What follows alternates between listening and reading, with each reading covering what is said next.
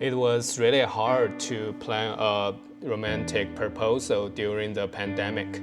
I need to find some place that is isolated and far away from anyone else and also romantic. So I came up with a plan to propose on a boat. After I came up with the idea to propose back in New York, I searched online trying to find the perfect yacht and the captain and the company for decoration. The wildfire in Bay Area and the whole West Coast were so bad. The air is orange, looks like it's burning. I was worried my proposal plan could not make it. But 2 days before my proposal, the air was clear again.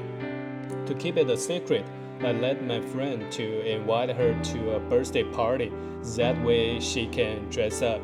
And my other friends hide the flowers and champagne and my suit before we arrived.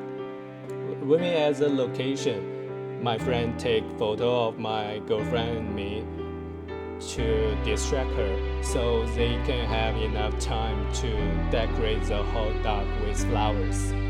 It was a beautiful sunset. The sun was behind the Golden Gate Bridge. I took her hand and take her to the dock.